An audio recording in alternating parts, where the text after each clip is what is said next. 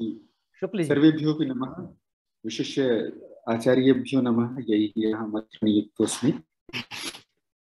आशासे मम ध्वनिः सम्यक् श्रूयते।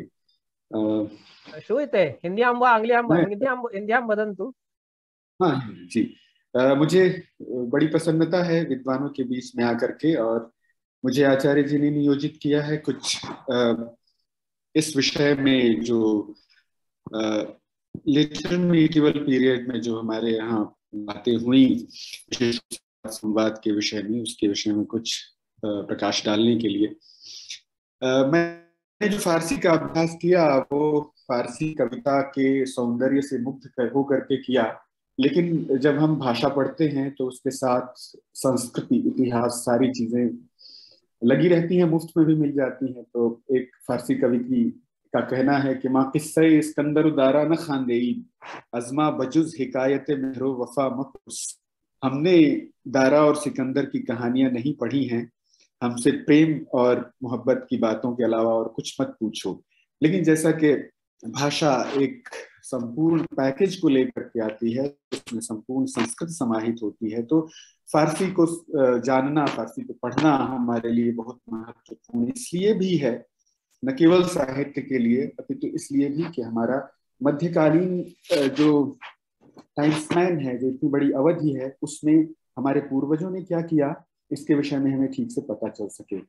तो अगर हम इन मुस्लिम शासकों की, जिनका धर्म मुस्लिम था, इस्लाम था, उनमें अगर मूल इस्लामवाद की परंपरा को देखें तो हमें धारणा ये रहती है कि इस्लाम में एक वाद संवाद की जो परंपरा है वो क्षीण है या झीनी है, लेकिन वस्तुतः ऐसा है नहीं।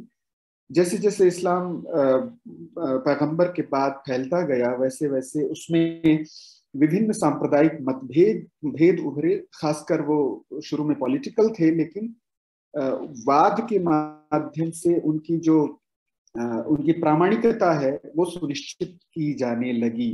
और साथ ही साथ इस्लाम के अंतर्गत कुछ बड़े नए संवाद उभरे, दार्शनिक संवाद, जो मुतजिलियों के जो सबसे पहले रोशन ख्याल कहे जा सकते हैं इस्लाम में, वो कज़ा व क़द्र, जो कि हमारे यहाँ दैव और पुरुषार्थ के रूप में जाना जाता है, वैसे इस्लाम में भी पैदा हुए। कज़ा और क़द्र, दैव और पुरुषार्थ, उनके यहाँ हमारी अपेक्षा एक अलग तरह से संवाद के अंतर्गत आता है, क्योंकि स्वाभाविक रूप से वे पुनर्जन्म को नहीं मानते, इसलिए वे दैव को उस रूप में नहीं मान सकते जिस तरह से हम मानते हैं। जिस तरह से हम कर्मों के परिपाक या विपाक की अवस्था को मानते हैं, उस तरह से नहीं मानते। आगे जब हम इस्लाम में देखते हैं कि जो खलीफा मामून था, जिसका समय स्वर्ण काल माना जाता है, वे जो थे वे बर्मकियों के नेतृत्व में वो बहुत सारे ग्रंथों के अनुवाद हुए, जिसमें भारत के बहुत सारे ग्रंथ थे, यूनानी ग्रंथों का अनुवाद हुआ, ईरानी ग्रंथों का अनुवाद हुआ। तो ये बर्मकी वस्तुतः कौन थे? ये वस्तुतः प्रमुख है, प्रमुख जो शब्द है, बुखारा के बौद्ध विहार थे इस्लाम के आगमन से पहले, और बौद्ध विहारों के जो प्रमुख थे उनको अरबी में बर्मक कहा गया, क्योंकि प नहीं लिख सकते, वो ख नहीं लिख सकते, इसलिए प्रमुख को उन्होंने बर्मक लिखा। और बर्मकियों के सहयोग से, जिनके रक्त में हम कह सकते हैं कि एक भारतीय परंपरा, भारतीय ज्ञान परंपरा थी, और उस ज्ञान को इस्लाम में ट्रांसफर करने का बहुत बड़ा श्रेय इसके माध्यम से हमें दिखाई पड़ता है। जैसे जैसे इस्लाम आगे बढ़ता गया, वैसे वैसे एक ही धर्मशास्त्र की विभिन्न व्याख्याओं के कारण अनेकानेक पंथ उसमें उभरते गए। शिया और सुन्नी प्रचलित हैं। सुन्नियों में भी 4 जो धर्म, हनफी, हम्बली, शाफई वगैरह हैं। तो ये संवाद की परंपरा रही। लेकिन एक बात जरूर है कि जैसे हम अति प्रश्न कहते हैं, मातृप्राक्षी की बात की जाती है, वैसी बातें इस्लाम में बहुत ज्यादा हैं। खुद कुरान में भी आया है कि अपने नबी, अपने पैगंबर के सामने आवाज को ऊंचा मत करो, या अय्युहल्लज़ीना आमनू ला तरफऊ अस्वातकुम फौक सौतन नबी, नबी की आवाज से अपनी आवाज पूरी मत ऊपर मत। तो एक तरह से एक क्षीण ही सही लेकिन संवाद की परंपरा इस्लाम में आई थी, और उसी को लेकर के जो इस्लामी आक्रांता थे या आगंतुक थे वे भारत में दाखिल हुए, प्रविष्ट हुए। और उसके बाद जैसा कि आचार्य जी ने अपने संवाद में कहा कि एक बहुत अद्भुत सा धार्मिक, सांस्कृतिक, साहित्यिक आदि क्षेत्रों में संवाद उत्पन्न हुए। मैं केवल कुछ बिंदुओं पर जो चर्चित नहीं हुए हैं उन पर ही चर्चा करूंगा। तो एक तो बहुत महत्वपूर्ण धार्मिक दृष्टि से हुए जो अकबर ने शुरू किया था, और अकबर से भी बहुत पहले जो ज़ैनुल आबिदीन, जिसको कश्मीर का अकबर कहा जाता है, उसने प्रारंभ किया था। अकबर ने दो महत्वपूर्ण संस्थाओं को कायम किया। पहला तो इबादत खाना और दूसरा मकतब खाना। इबादत खाने में धार्मिक चर्चाएं हुआ करती थी। मकतब खाना जो था वो विशेष रूप से ग्रंथों के अनुवाद के लिए था। तो एक बहुत बड़ा आंदोलन की शक्ल में अकबर ने ये काम कराया था, और एक अनुमान के मुताबिक 350 ग्रंथ भारतीय मेधा के, भारतीय ज्ञान विज्ञान के फारसी में ट्रांसफर हुए थे। तो मकतब खाने को उन्होंने पहले तो मुस्लिम धर्मशास्त्रियों के साथ संपर्क करने का एक स्थान बनाया अकबर ने, लेकिन जल्दी ही उसको ये पता चल गया कि प्रज्ञा विवेकम लभते भिन्नैरागम दर्शनैहि, विभिन्न आगम के लोगों को भी, विभिन्न परंपराओं को भी उसमें शामिल किया जाना चाहिए।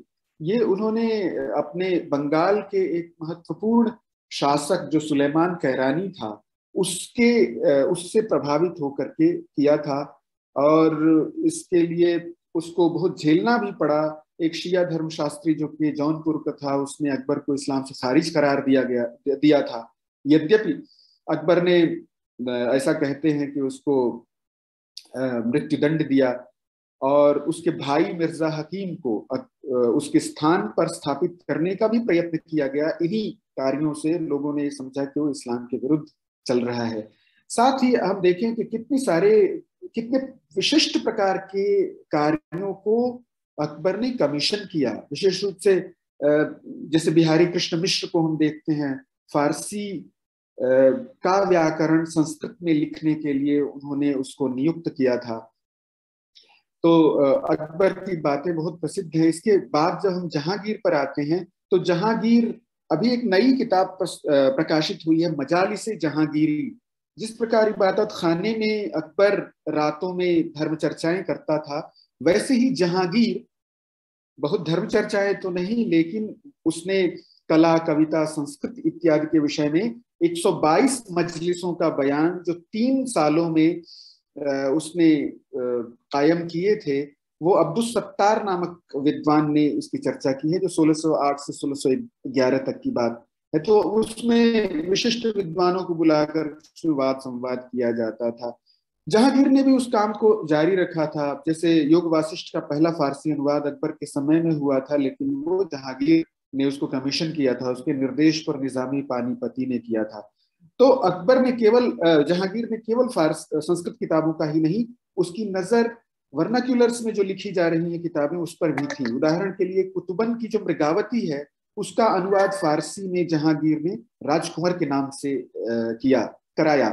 दबिस्तानी मज़ाहिब एक बहुत महत्वपूर्ण ग्रंथ है, जिसमें जो मीर जुल्फ़िकार अर्दिस्तानी का लिखा हुआ 1655 में है, वो उसमें भारतीय उपमहाद्वीप में उस समय जितने भी धर्म थे, पंथ थे, उनके बारे में चर्चा प्रस्तुत है। विशेष रूप से दीन इलाही और नानक पंथियों के विषय में जो चर्चा है, उसके लिए ये ग्रंथ बहुत महत्वपूर्ण है।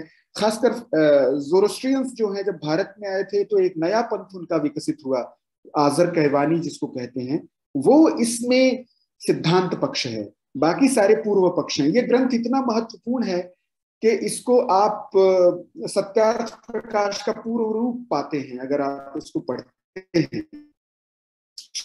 चर्चा उसमें जो वैचारिक संघर्ष है मुंशी चंद्रभान ब्राह्मण का, वो किस तरह से जवाब देते हैं मुस्लिमों के आक्षेपों का, और वो बहुत बड़े कवि थे। उनका एक दीवान छपा हुआ है, दीवान बरहमन। हम जानते हैं बरहमन शब्द जो है ब्राह्मण के लिए फारसी शब्द है। उनका एक शेर बहुत ही प्रसिद्ध है। वो कहते हैं कि देखो मेरा जो दिल है, मेरा जो बुतखाना है, मेरा मंदिर है, उसका महात्म्य तो देखो, क्योंकि जब वो टूट जाता है तब मस्जिद बनता है।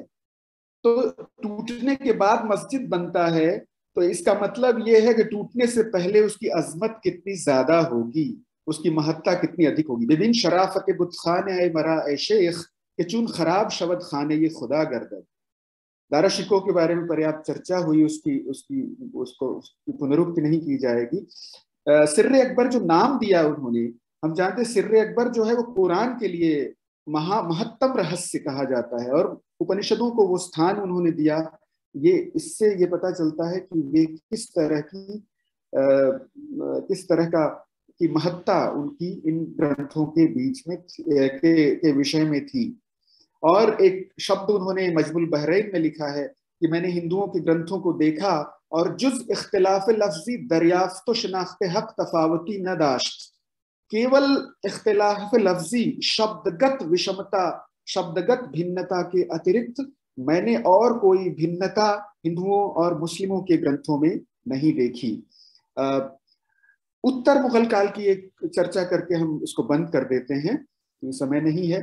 मिर्जा खान जो कि औरंगजेब के पुत्र शाहजादा जो आजम था, मुअज्जम और आजम दो उसके बेटे थे। आजम के लिए उसने एक किताब लिखी तोहफतुल हिंद, और उसमें भारत के ज्ञान विज्ञान के विषय में बहुत लंबी चौड़ी जानकारी दी।